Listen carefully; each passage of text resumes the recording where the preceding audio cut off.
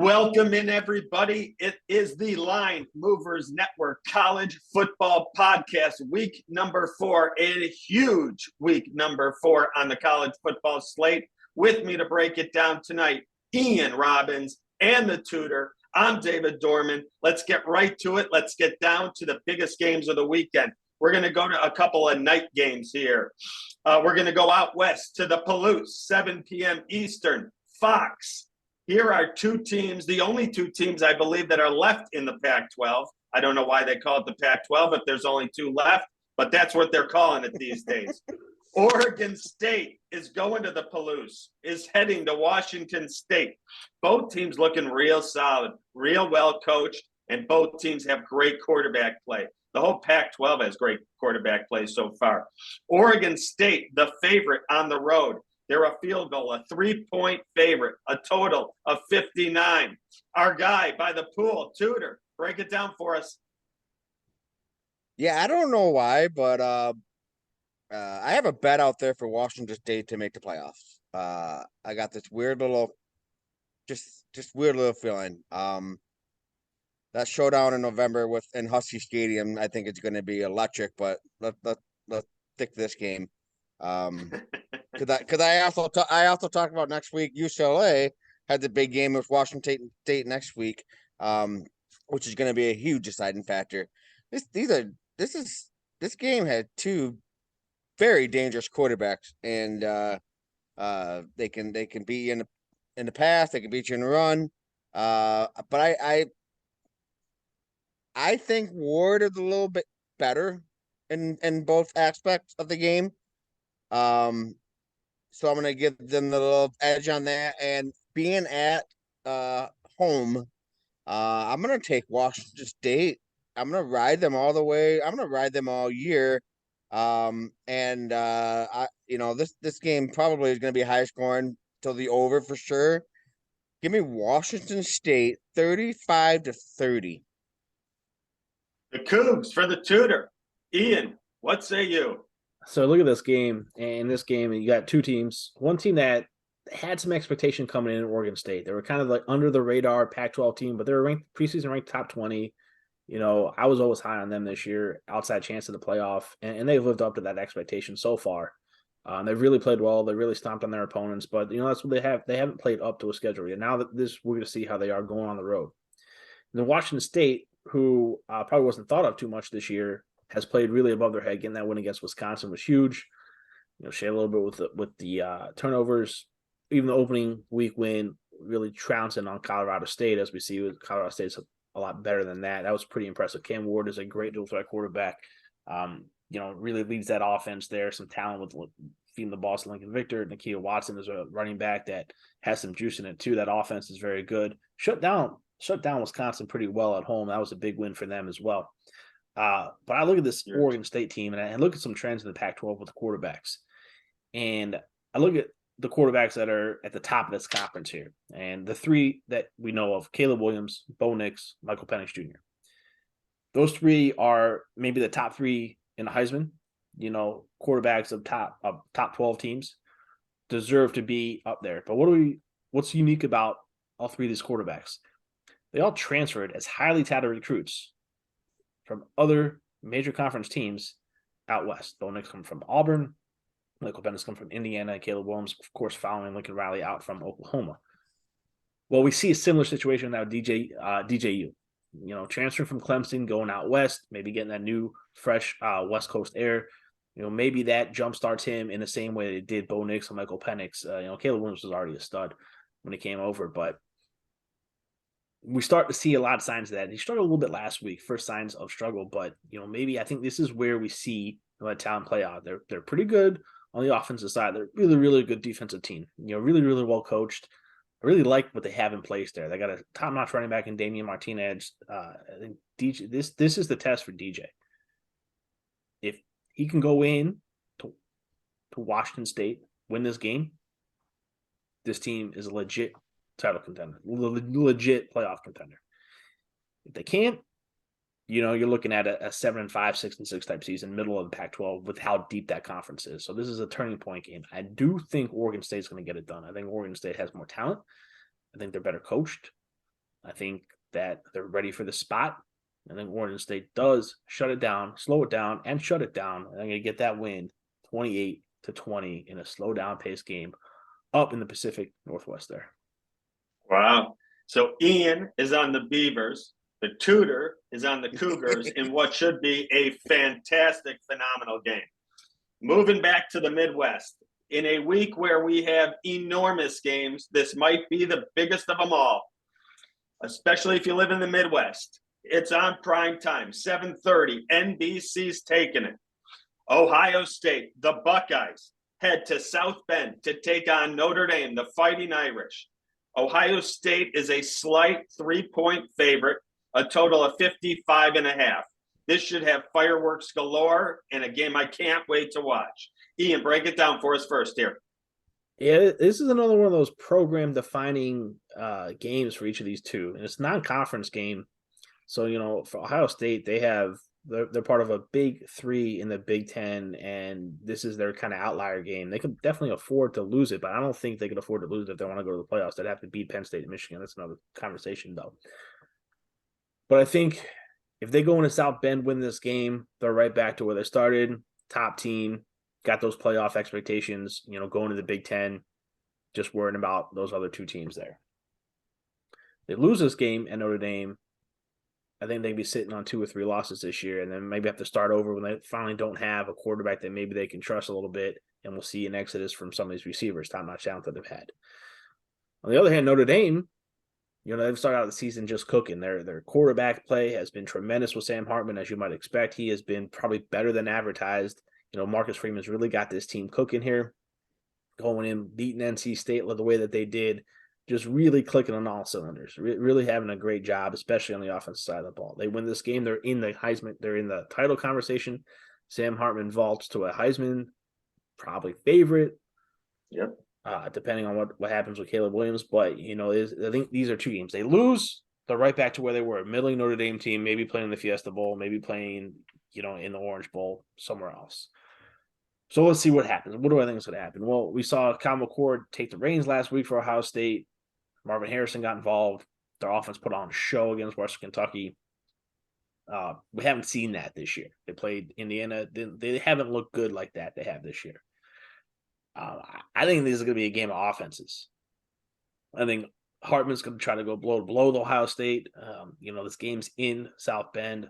Ohio State fans travel like anybody else, so it's going to be probably a split crowd. But it's hard for me to get a sense of who's going to win this game until I actually see a first quarter of it. If Notre Dame can control the line of scrimmage with their great offensive lineman, with Estime, who's been fantastic running back this year, phenomenal, and Sam Hartman throwing the ball around, if they're going to make Ohio State chase them, I don't think Ohio State can catch up. If Ohio State can shut them down a little bit early, then I think Ohio State will start to run away with it. I do think we're going to see points. I like the over in this game. I think in the end of the day, it's who's going to be able to slow down who's stud first. Ohio State's got a couple great running backs. They're not as good as Estime. Notre Dame's got some good talented receivers. They're not as good as Ohio State's. Notre Dame's got a better quarterback. Ohio State's got better receivers. I think Notre Dame's running back's better. It's a toss-up for me. I think at the end of the day, experience of Hartman is going to win out. I do like the upset. I like Notre Dame to come away with victory here in a close, high-scoring game of 38-35. Wow. Ian's on the Irish. Tutor will not have a strong opinion here. He will not be jaded because he hates, as a Michigan man, both Ohio State and Notre Dame. So there will be so there he is. He hates both schools. He's going to be as honest as it gets for this one because he doesn't like either of them. Tutor, hit us. You took it right out of my mouth. Like, can they both lose somehow? Can we? 2-0. I mean, this is Michigan, 2 biggest rivals, and I'm excited that one of them losing this weekend. I'm excited about it. I love it. Believe it or not, though, you wouldn't believe this, but I actually hate Notre Dame more than any football program in America, and it's not. And it's not because of the Michigan rival. It's more because they just stubborn and won't join a conference kind of thing.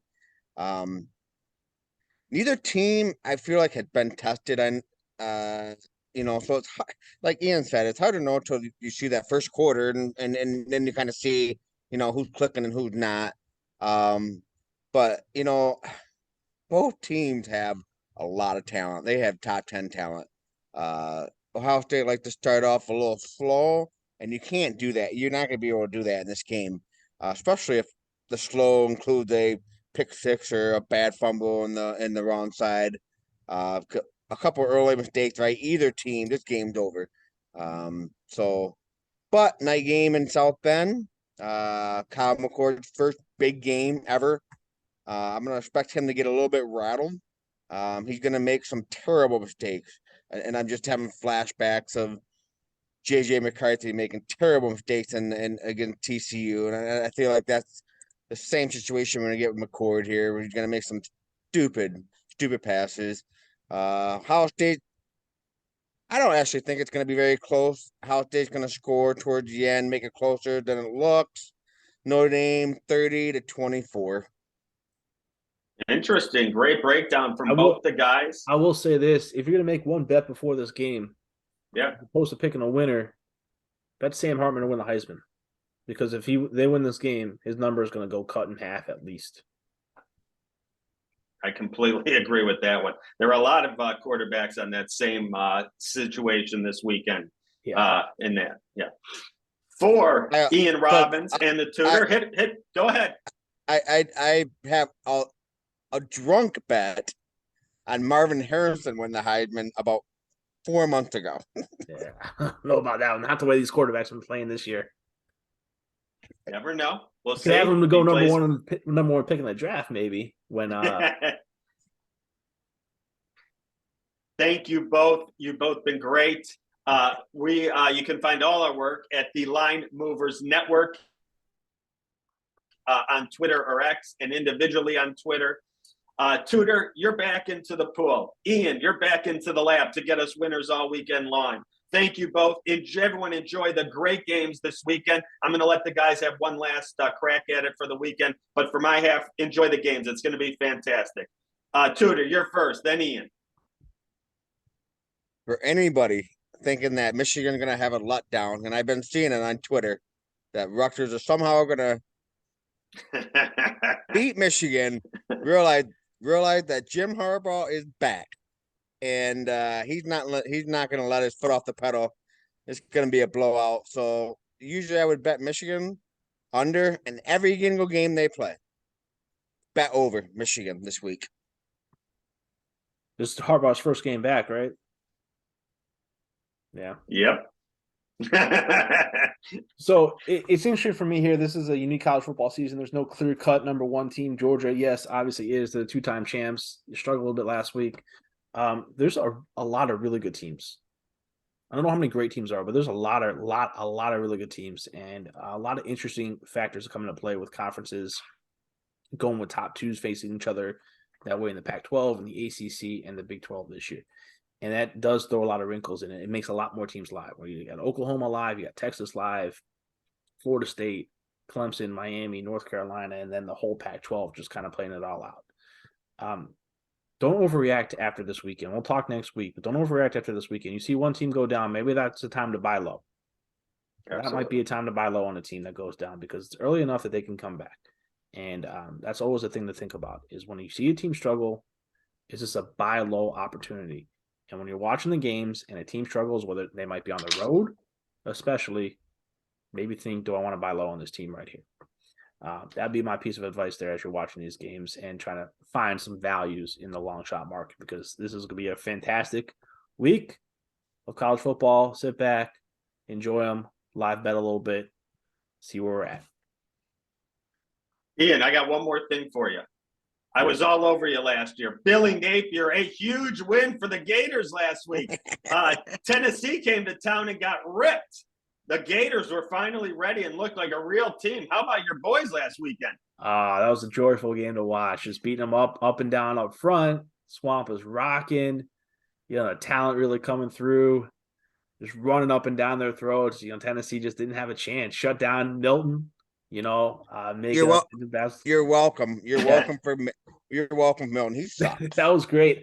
That was great to see. You know, they got some talented running backs and ETN and Johnson that used them, and the offensive line and defensive line just smothered it. What I will say is complete turnaround. They hired a defensive coordinator, 30-year-old defensive coordinator, Austin Armstrong from Southern Miss last year. Hired him in late because the old DC went to the NFL pretty late in the process. This guy's completely turned around this defense. I mean, they look fast, flying, physical, amazing. Tough. The turnaround it is. And this guy's an up-and-coming star. He's 30 years old, calling the SEC defense, just shut down Josh Heupel's offense. Just tremendous. You know, the way that they play, who knows? We saw Georgia struggle. They got LSU and Georgia every year, so it's a tough schedule, but we'll see what we got. Just joyful to watch the Swamp back like it was. Gives a little hope for that. Tutor, we noticed Ian Smile was back, so I had to mention him that. Everyone, enjoy the games this weekend. They're going to be great.